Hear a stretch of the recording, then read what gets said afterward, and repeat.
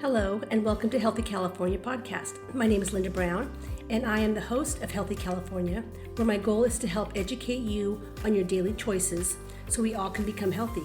I believe you, your family, your neighbor, and your community are all looking for better ways and simple ways to return to being healthy. Many of you have health issues or have family that's going through tough times that seemingly have no answers. It's frustrating. There are questions about health, environment, foods, exercise, and lifestyle, and it can be all overwhelming. And who do you believe? And where's the science behind it? This podcast will unravel the mystery behind being unhealthy and talk about little things that we can do in our lives to make a positive change in our health from all angles. So to be healthy, we need to have physical health, mental health, environmental health, financial and social health, and of course, spiritual health. Let's answer some of these questions to get healthy. What good is just listening to a podcast? I will give you resources as well, ways to take steps and make positive changes in your life to becoming healthy. This is a journey, not an assignment, so be kind to yourself.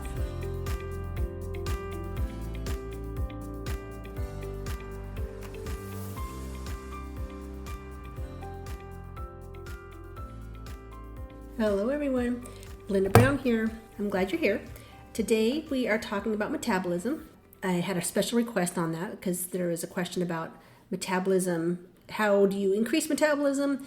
How does that apply to weight? So today we're talking about metabolism. Metabolism is the difference between energy coming in and energy going out. And that's just oversimplifying it really. So when you eat food, food is energy. That's energy coming in. And then energy going out is everything, all the energy that you use to just merely exist. So it's consuming versus burning. There's a lot of ways that there's a lot of reasons we gain weight even without eating more. And there's a lot of reasons why we burn when we're not exercising. When we think about burning calories, we think about exercising, but there's actually a lot more to it than that. And, we're striving for metabolism being equal, same amount of energy coming in as going out, and that's what keeps your weight steady. So nutrition, the definition of nutrition, according to the Macmillan Dictionary, is that which is eaten to sustain life, provide energy, and promote growth and repair of tissues. We think about eating as just being delicious, and we do it to satisfy our cravings. However, eating it has a purpose. It has a purpose of providing energy, promoting growth, and repair of tissues. So if you didn't have good nutrition, you're not going to be able to grow, heal, repair, all the things you need to do. So that is the reason why we eat food, secondary to it just being delicious. So energy coming in. Food is energy. For the most part, food is energy. But food has to be digestible. And when I say digestible, it has to be nutrient rich, has to be absorbable, transportable, and then broken down into energy. So we can eat, doesn't mean that it's nutrient rich. 100 calories of Cheetos is not the same thing as 100 calories of, let's say, broccoli. Because, you can eat 100 calories of Cheetos, but you're going to be hungry again for a lot of different reasons. You're going to spike your blood sugar, it's going to drop, you're going to get hungry again. It's just not a nutrient rich. There's no nutrients in at all. If anything, it's stealing the nutrients out of your body. Food has to be nutrient rich. We talked about this last week as well. It has to have all the vitamins and the minerals and the fibers. It has to have something that your body can take and use. And then it has to be absorbable. Food is not in your body until it has been absorbed into your bloodstream. We put food into our pie hole, it goes down into our gut, we break it down, and it's still not considered inside our body. It's in that alimentary canal, that tube, and then once it gets broken down and absorbed, then it's in our body. Otherwise, it's just going to, keep going through and then exit. And then when I say it has to be transportable, food is broken down into and then it enters our bloodstream, and our bloodstream is where it goes from point A to point B. So things are transported via our blood, and it has to be able to be transported in order for it to get to where it needs to get, which is your liver, your tissues, wherever it needs to be, but it has to be transportable. And then broken down into energy. We have our proteins and our carbs and our fats that are broken down into an energy form. And if that doesn't happen, then it's not doing its job. Food has to be digestible. it has to be nutrient rich, absorbable, transportable, and broken down into energy. Calories in versus calories out is a myth. So like I said, 100 calories of Cheetos is not the same thing as 100 calories of broccoli. And when you think about how much you're burning, you're not gonna, eating Cheetos, and you have 100 calories of Cheetos, you should be able to run or exercise that off, but that's not always the case. And then you have people that eat very, very little and they gain a lot of weight. Or you have people that eat a whole lot of food and they're super skinny. It doesn't translate. Calories in does not equal calories out. It's not that easy anyways. If you have food coming in that has more energy than going out, then that food's gonna get stored. That's true. However, what if someone has a thyroid problem? Let's say they eat 1,000 calories a day. They have a thyroid problem, and they end up gaining weight. I talked a couple weeks ago about having toxins in our body as well. That can hold on to some weight. So we don't necessarily have someone that has more energy coming in and going out that'll get stored. Yes, but what if someone has a thyroid problem? What if someone has chronic inflammation? Or what if someone doesn't sleep enough? There's a lot of reasons why people gain weight, and it's not always just because they're eating more. I don't want you to think, what I'm trying to get across is just because you eat less calories does not mean you're going to lose weight. That's absolutely not true, because we do know those people who are tiny and they eat a lot more than you do. Or you see the people that hardly eat anything and they just keep gaining weight. It doesn't equate. When you look at the scale, I don't want you to think you have to eat less calories. That is absolutely not true. It's all about what type of calories those are. So that was talking about calories in. So then what about calories out? That's the energy burned, right? So what causes our calories to be used up in our body? Physical activity is the obvious one. The more you move, the more you burn. Having more muscle on the body is going to burn more calories. In general, just having more muscle, period, is going to burn more calories. We need energy for growth. So if you're growing, you're going to burn more calories. Healing is going to burn more calories. If you have a fever, when you get sick and you have a fever, you're burning more calories. If you have a hyperthyroid, it's going to burn more calories. Energy burned isn't just exercise. There's a lot of reasons why you can be burning calories even when you're not exercising. So that's the metabolism. It's not calories in versus calories out necessarily, but I want you to think about it. If we're talking about metabolism and how it relates to weight, then we have to think about what we're taking in and what we are burning. So let's talk about that for a second. Let's talk about having muscle on our body. Just in general, just having muscle on our body. I'm not talking about being a big bodybuilder. I'm not talking about being an Ironman. I'm just talking about, just in general, having muscle on the body. When you have muscle, you have decreased pain. People that have more muscle can have a higher pain tolerance, but it's not because they're tougher. It's because they have muscles that have pro-inflammatory chemicals coming out of the muscle. So the more muscle you have, the more of those, pro-inflammatory, anti-inflammatory, that the muscle is producing these anti-inflammatory chemicals. So just in general, you're going to have less pain. You're going to have less chronic disease. So the more muscle you have on your body, the less disease you're going to have. And the more muscle you have on your body, the greater determiner of longevity. So people who have more muscle, they live longer. And they also live with a better quality of life. They live longer and with a better quality of life. So they're not just living longer, but they're miserable the last 30 years of their life because they can't move. They're actually people that have more muscle live longer with a better quality of life. Having more muscle on your body prevents injury. When I had a physical therapy clinic, I saw this often, or I saw it multiple times, where someone had a car accident. I knew someone that was stopped on the freeway and someone hit them from behind going 60 miles an hour. And that could have been fatal. But they were strong, there's a couple of them in the car, strong muscles in their neck, their back, and they actually survived it pretty well. I was surprised on how well they survived it, got over it. They didn't come out unscathed, but considering all that they went through, they got over it fairly fast, surprisingly, really. And then I had this other client who was driving in a parking lot and she got bumped, barely left a mark on her fender, and she ended up having to go to surgery because she had a bulging disc in her neck. So she got tapped going 3 miles an hour through a parking lot, and it debilitated her. She had to have surgery because her neck wasn't strong. Then you have the people who have a strong neck and they get rear-ended going 60 miles an hour and they survive it. Having more muscle on your body prevents injury, increases your life really.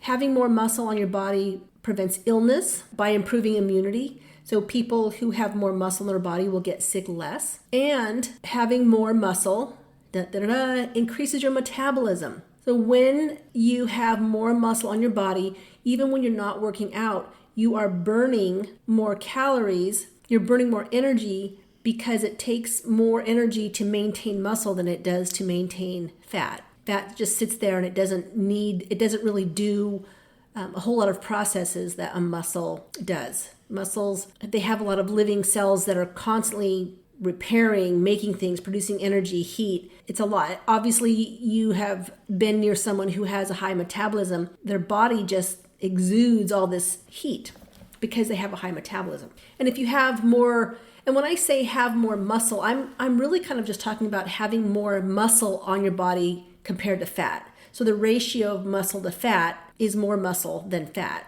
Everyone needs fat on their body. Fat is not a bad thing. Everyone needs it. However, when you have the ratio of more fat to muscle, that's when we start having problems. If you have more adipose, which is fat, if you have more adipose than muscle, it undoes everything that the muscle does. So everything I just said. So having more adipose tissue increases pain in general, increases chronic disease. It's a great determiner of longevity because you're not going to live as long. It puts you at more risk of injury. It puts you at more risk of illness by decreasing your immune system. It decreases your quality of life. Having more muscle on your body is the opposite of having more is the opposite in your body. So then what do we do about it? What do we do about our metabolism? How do we get our metabolism up? We increase our muscle mass. How do we do that? Get a trainer, get a physical therapist, get an accountability partner. If you can't afford a trainer, if you can't get to a PT or don't have access to a physical therapist or an accountability partner, and if it's just hard enough for you to get across the room, then, when you go to stand up, maybe stand up 5 times from your chair. Because that's building muscle. Every time you stand up, you have to use muscle. So instead of just standing up and walking across the room, stand up 5 times.